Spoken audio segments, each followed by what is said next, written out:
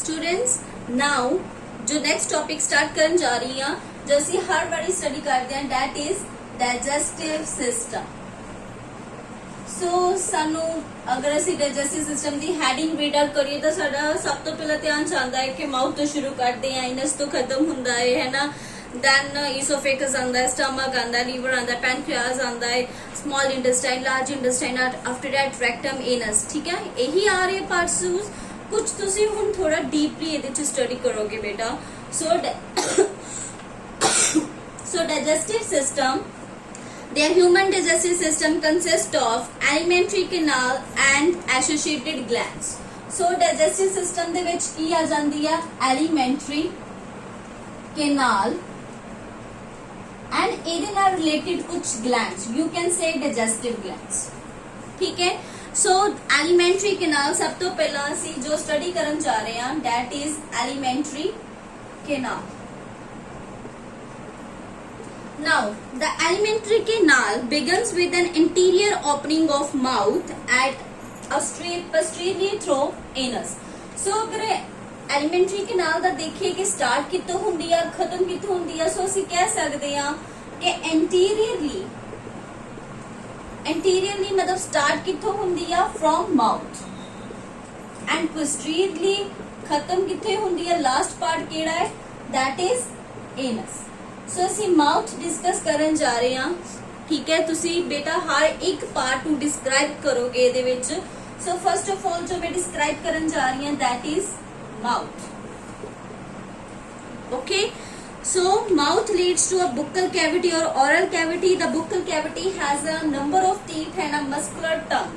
so beta mouth cavity to कहंदे it leads to इस सानू किथे लेके जांदी है that is oral cavity। you can say ਅਸੀਂ oral cavity ਨੂੰ बेटा buccal cavity भी या buccal cavity भी बोलते हैं। okay, so it means कि अगर ये mouth है जो A पार्ट है this part is the buccal cavity. Okay, so oral cavity, so mouth तो बाद क्या आंदा साडे कोल ओरल कैविटी आ जांदी है। Okay, clear. Now the next is so oral cavity दे विच कहंदे नंबर ऑफ टीथ्स आ। सानू ओरल कैविटी दे विच की लिखण नू मिलदा है टीथ मिलदे आ। ठीक है, और नाल की मिलदी है टंग। ठीक है, साडी इस चीज दे विच यही है टंग है एंड टीथ है। So now the next part is teeth।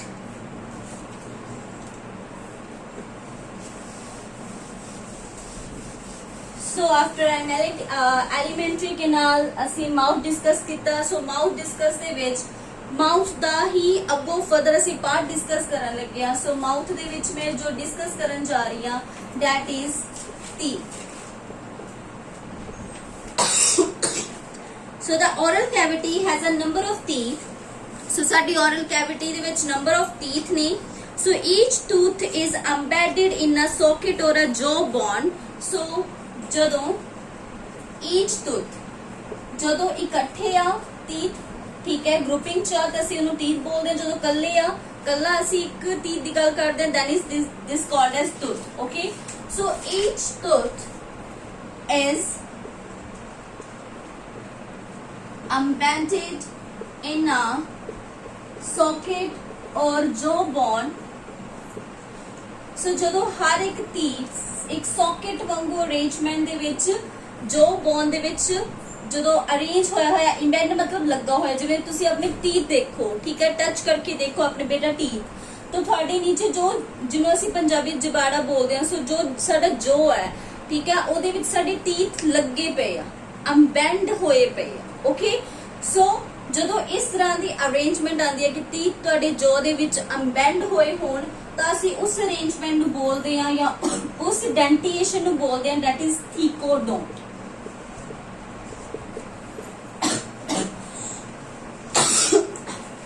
so each tooth is embedded in socket or jaw bone।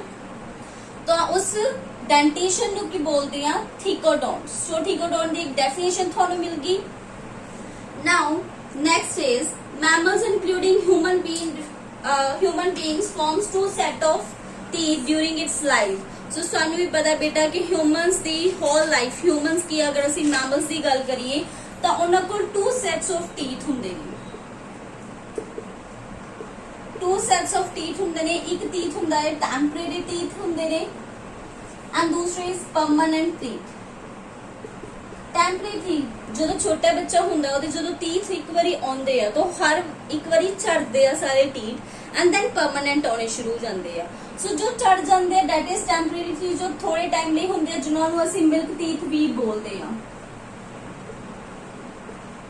And जो परमानेंट टीथ ਹੁੰਦੇ ਆ ਉਹ परमानेंट ਰਹਿੰਦੇ ਆ, होल ऑफ द लाइफ रहते हैं, एक बार डैमेज हो जाना आफ्टर दैट वो नहीं आते। ठीक है, so that is a permanent teeth. So साडे कोल टू सेट ऑफ टीथ आ बिकॉज अगर मैं इत्थे शेप बनावा जिवें ए एक अपर पार्ट आ साडे जॉ दा एंड ए लोअर पार्ट आ, सो एक सेट इत्थे प्रेजेंट है, एक सेट इत्थे प्रेजेंट है। सो साडे कोल two set of teeth present आ now. So milk teeth is replaced by a set of permanent teeth or adult teeth, or this type of dentation is called diaphodont। सो जो साडे कोल to SATS of teeth आंदे आ या साडे कोल इहो जी arrangement आंदी आ कि दो तरह के टीथ हुंदे आ, पहला टेम्परेरी आंदे आ, परमानेंट आंदे आ। सो इस टाइप ऑफ डेंटिएशन नूं की बोलदे आ? डेंटिएशन दा मतलब हुंदा बेटा अरेंजमेंट ऑफ टीथ्स। सो अगर two set of arrangement of teeth आ रहे हैं, पहला temporary and then permanent, so उस डेंटिएशन नूं असीं की बोलदे आ? That is डायफोडोंट। सो उन्होंने कैसे बोलते हैं diphyodont. So this is your second definition teeth arrangement को लेके। फर्स्ट सी जो टूथ एम्बेंड सी जो पॉन दे विच। नाउ जो सेकंड डेफिनेशन की आई है, अगर थोड़े को two set of teeth arrangement आ, फर्स्ट इज टेम्परेरी या सेकंड इज परमानेंट, तो असीं उस प्रोसैस नूं सॉरी अरेंजमेंट नूं बोलांगे, डेंटेशन नूं बोलांगे diphyodont. Clear? So this is your second definition. Now go with third definition. So thecodont, diaphodont, clear करियो बेटा points अपने, ठीक है, notes भी then जब तुसी अपने write up कर लोगे definitely notes भी एक बार read up करियो, you definitely clear this topic, okay? So next is an adult human। ਅਸੀਂ ਕਹਿੰਦੇ ਆ ਕਿ adult human ਜਦੋਂ human proper adult ਹੋ ਜਾਂਦਾ ਹੈ, ਆਪਾਂ ਅਸੀਂ adult age ਪਹੁੰਚ ਜਾਂਦੇ ਆ, then साडे कोल कितने टीथ हुंदे आ permanent? That is 32 permanent teeth. कहते जदों किसी भी मैमल्स दे, ठीक है, जिस भी ह्यूमन बीइंग्स ही आ जाते हैं, सो जदों ह्यूमन बीइंग्स दे 32 परमानेंट टीथ हो जाते हैं तो असीं उस डेंटेशन नूं बोलदे आ, उस डेंटेशन नूं बोलदे आ दैट इज हेटेरोडोंट। हेटेरो इस करके बोलते हैं बिकॉज साडे कोल टीथ सेम नहीं हुंदे, we have a different types of teeth, और you can say we have 4 different types of teeth. ठीक है, सो जो साडे मैमल्स दे विच 32 परमानेंट टीथ हुंदे and 32 permanent teeth 4 different types of teeth दे विच हुंदे आ। सो किहड़ी-किहड़ी है? दैट इज इंसिजर जिन्हों असीं कैपिटल आई नाल डिनोट करदे आ। आफ्टर दैट इज कैनाइन जिन्हों असीं कैपिटल सी ना करदे आ। Then it is premolar, premolars जिन्हों असीं की बोलदे आ पी एम कैपिटल ना डिनोट करदे आ। एंड दैन साडे कोल की आगे मोलर्स जिन्हों असीं कैपिटल एम ना डिनोट करदे आ। So this is 4 different types of teeth: incisor, canine, premolars and molars. So hopefully बेटा कि थोड़ा इथों तक कंसैप्ट क्लीयर हो गया होएगा। मैं सब तो पहला थोड़ा डाइजेशन दी डेफिनेशन, ठीक है, क्लीयर कीती सी, ठीक है, and after that digestive system start कीता सी जिहदे विच मैं एलिमेंट्री कैनाल डिस्कस कीती सी। एलिमेंट्री कैनाल दे विच असी माउथ डिस्कस कीता सी, माउथ दैन असी माउथ दे विच की डिस्कस करते पे हां कि ओरल कैविटी दे विच टीथ दी अरेंजमेंट्स एंड क्या है टीथ दी arrangement and importance of teeth. So असी इथों तक डिस्कस कर ले। सो बेटा अपनी वीडियो डेफिनेटली सब तो पहले अपना रिटन मटीरियल क्लियर करके देन वीडियोस जरूर देखियो and after that clears your topic. Thank you.